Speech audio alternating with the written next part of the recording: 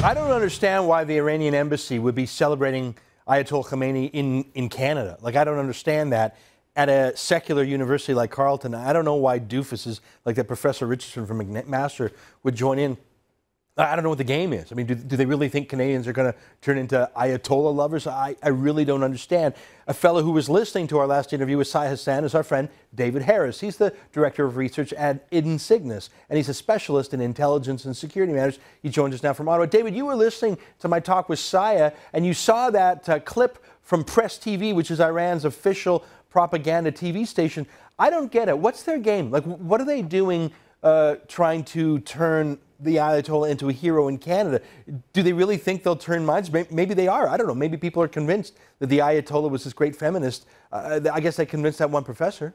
Well, as Saya Hassan was indicating with you, they appear to have a very low opinion of Westerners, to say the least, and Canadians included, and figure they can probably rewrite history and paint up the portrait of Ayatollah Khomeini, who, of course, has got to be cosmeticized, if I can say, in order to facilitate their own efforts in Canada. They've got to make the regime look credible and misportray what is a nightmarish organization. That was a fascinating conference, that effort, in the sense that it exposed a good deal of what's going on, and it bears mentioning as well that there is a very serious indication from Iranian Canadian sources that one of the chief organizers associated with the Iranian students at Carleton University of this conference may be a very close relative of a senior diplomatic official with the Iranian embassy in Ottawa. This once more underscores the need, as demanded by many moderate Iranian Canadians here,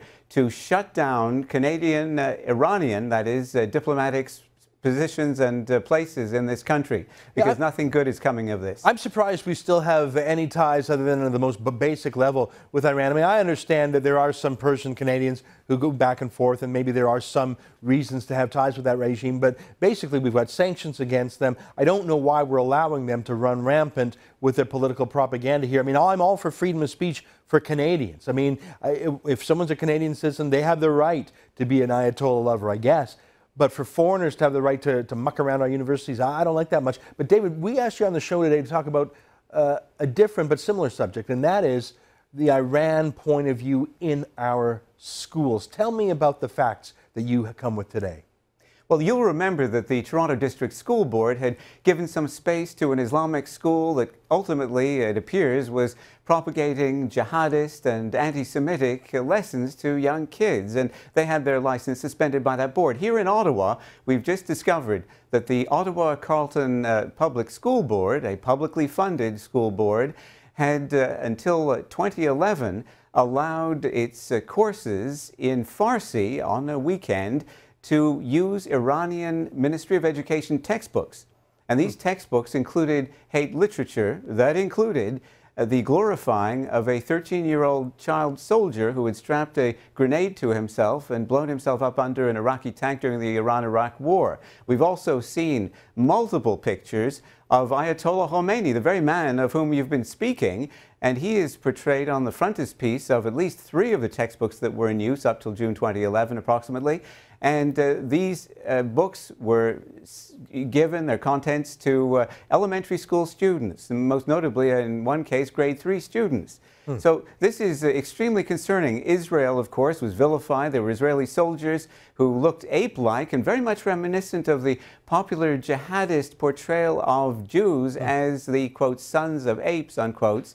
And so it goes. There was a grade 3 text, indeed, that portrayed a situation in which, this is supposedly a fiction, in which a 6-year-old Palestinian was instructing his 3-year-old brother how to stone Israeli soldiers, and then the passage ends with one of the soldiers beating the young child over the head and blood flowing everywhere. This is for grade 3 students. Jeez. That's terrifying. I mean, we know this kind of indoctrination happens in the Gaza Strip, in the West Bank, where Palestinians look at children as little suicide bombers in the making. It's a form of child abuse, I think. I would never have imagined that is going on in Canada, let alone paid for by taxpayers. Now, let me just clarify that. These textbooks were they funded by public money in the public school system? I think I heard you say that. Is that right? Absolutely, absolutely. I mean, the same school systems that, of course, have tended to eradicate any other religious type and certainly hate education. Yeah. And on that count, I might add that in at least one of the textbooks, you very much had very heavy Shia Islamic themes and indoctrination, again, funded by those of us who live as citizens. There's a picture of a kid with a tank. They're teaching these kids the glories of suicide bombing. You know, has there been any comeuppance that, you know, has there been any ramifications? Anyone held accountable or responsible for importing this propaganda? Look, I don't speak Farsi. I wouldn't understand what those were. I mean, there's a kid with a tank. My eyebrow might go up. But surely the teachers and the principal knew exactly what was going on. Has there been any consequences? Well, this whole issue, of course, raises these questions, and we know that objections were made to senior board officials.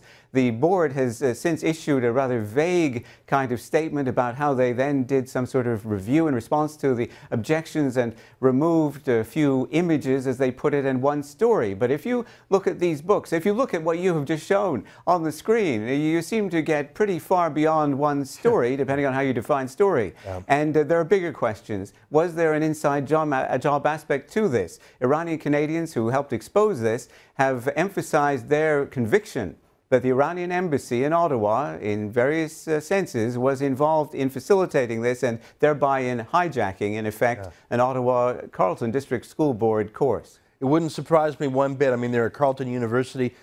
Doesn't surprise me that they're teaching grade 3 kids too. Hey, David, thanks for ringing the bell, the alarm bell on this with us today. Thanks, Ezra.